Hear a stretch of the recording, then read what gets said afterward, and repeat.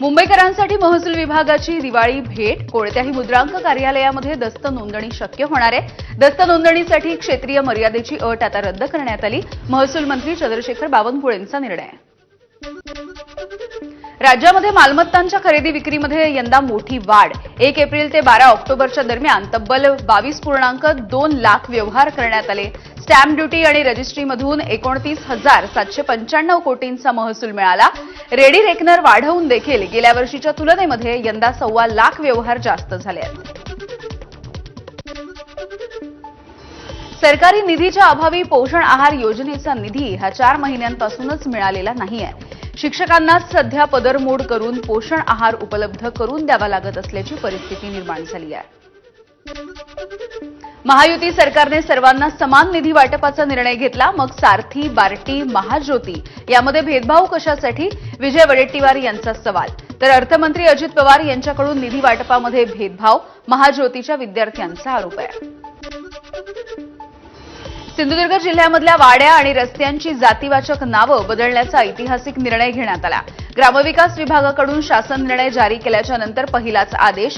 192 वस्त्यांची आणि 25 रस्त्यांची जातीवाचक नावं आता बदलली जात आहेत. कोथरूडमधल्या गोळीबाराच्या प्रकरणी मकोकाच्या अंतर्गत केलेल्या कारवाईच्या विरोधामध्ये निलेश घायवळची मुंबई उच्च न्यायालयामध्ये याचिका.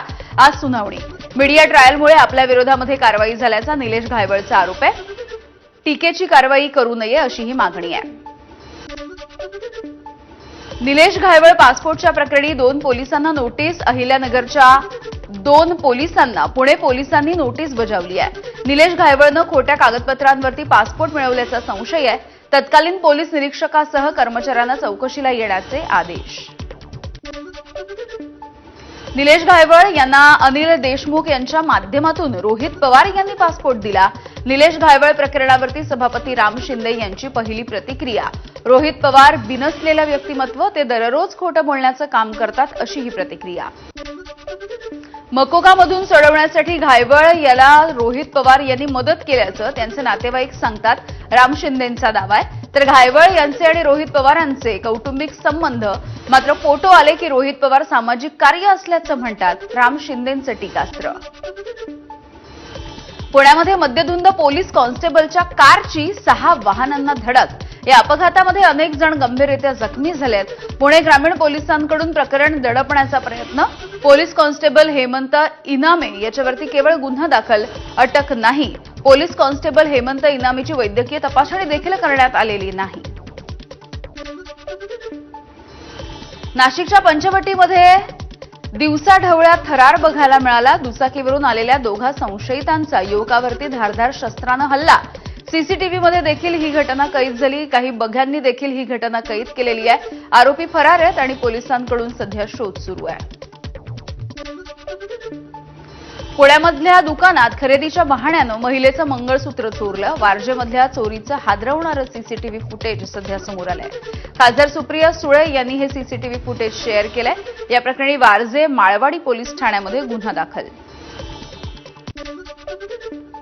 पालघर रेल्वे स्थानकामध्ये धावत्या लोकलमध्ये चढत असताना तरुणीचा पाय घसरला. मात्र प्रवाशाच्या सतर्कतेमुळे तिचे प्राण वाचलेत. प्रकाश जाधव यांनी या तरुणीचा जीव वाचवलाय आणि त्यांच्यावरती सध्या कौतुकाचा वर्षाव होतोय. दर 20 दिवसांनी स्थानिक स्वराज्य संस्थांच्या निवडणुका होणार. नोव्हेंबरमध्ये महानगरपालिका आणि नगर परिषदांच्या निवडणुका होणार आहेत.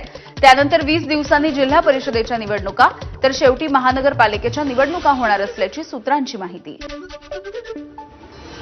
मनसेसह आज महाविकास आघाडीचं शिष्टमंडळ मुख्य निवडणूक अधिकाऱ्यांची भेट घेणार आहे. राज्य मुख्य निवडणूक अधिकारी एस चोकलिंगम यांची ही भेट होईल.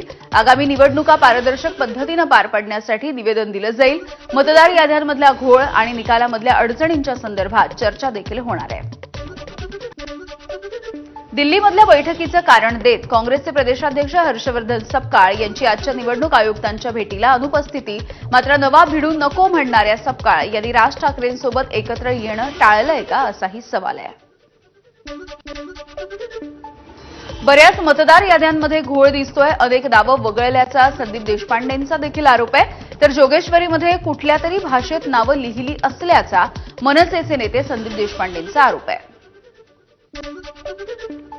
लोकसभेला जनतेचा निर्णय मान्य होता, मग विधानसभेच्या पराभवानंतर महाविकास आघाडीला अचानकपणे मतचोरी का बरं आठवली? भाजपचे प्रवक्ते नवनाथ बन यांचा सवाल. महाविकास आघाडी जिंकली तर ईव्हीएम बरोबर, भाजप जिंकली तर ईव्हीएमवरती शंका. हा ढोंगीपणा लोकशाहीसाठी योग्य आहे का, असाही सवाल. स्थानिक स्वराज्य संस्थांच्या निवडणुकांच्या पार्श्वभूमीवर मुख्यमंत्र्यांनी विदर्भामधल्या सर्व जिल्ह्यांचा आढावा घेतला. भारतीय जनता पक्षाने सर्व निवडणुका स्वबळावरती लढवाव्यात, ही कार्यकर्त्यांची भावना आहे. गृहराज्यमंत्री पंकज भोयर यांची प्रतिक्रिया. धाराशिवमध्ये स्थानिक स्वराज्य संस्थांच्या निवडणुका भाजप स्वतंत्र लढणार आहे. भाजपचे आमदार राणा जगजितसिंह पाटील यांचे संकेत. ग्रामविकास मंत्री जयकुमार गोरे यांच्या उपस्थितीमध्ये भाजपच्या पदाधिकाऱ्यांचा मेळावा देखील पार पडलाय. आता महानगरपालिका आणि नगर परिषदांच्या प्रमाणे जिल्हा परिषद आणि पंचायत समितीमध्ये स्वीकृत सदस्य मिळण्याची शक्यता आहे. या संदर्भामध्ये मुख्यमंत्री देवेंद्र फडणवीस यांच्याकडे मागणी. महसूल मंत्री चंद्रशेखर बावनकुळे यांची माहिती. नगर परिषदांच्या निवडणुकांसाठी जाहीर करण्यात आलेल्या प्रभाग रचना आणि मतदार यादीवरून परळीमधील काँग्रेस आक्रमक झाली. प्रभाग रचना ही नियमबाह्य आहे, काँग्रेसचे शहराध्यक्ष बहादूर सईद हनीफ यांचा आरोप आहे. आमदार संग्राम जगताप यांना अजित पवारांनी समन्स बजावलंय. बीडचा मोर्चा सोडून मुंबईमध्ये येण्याच्या सूचना. हिंदुत्वाच्या मुद्द्यावरती आक्रमक वक्तव्य करत असल्यामुळे जगताप चर्चेत आले. संग्राम जगताप यांना प्रदेशाध्यक्ष सुनील तटकरे यांनी देखील याआधी नोटीस पाठवली होती. आगामी स्थानिक स्वराज्य संस्थांच्या निवडणुकांमध्ये राष्ट्रवादी शरद पवार पक्षाचा मोठा निर्णय. स्थानिक स्वराज्य संस्थांच्या निवडणुकांमध्ये तरुणांना संधी दिली जाईल. राजकीय पार्श्वभूमी नसलेल्या 50% जागांवरती संधी.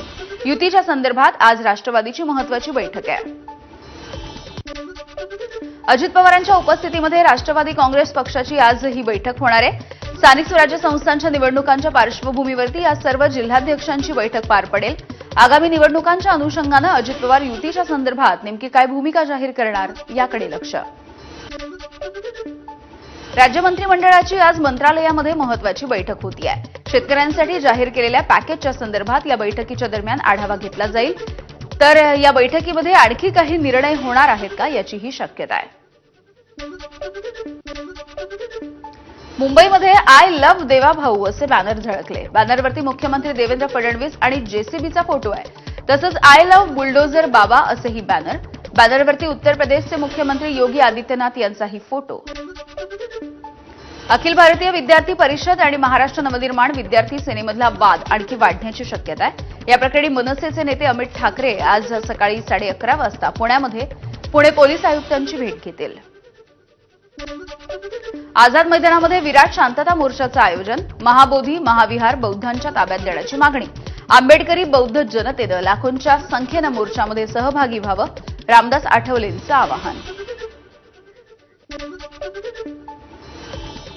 आणि या सुपरफास्ट बातम्यांच्या नंतर एक छोटासा ब्रेक. बघत रहा.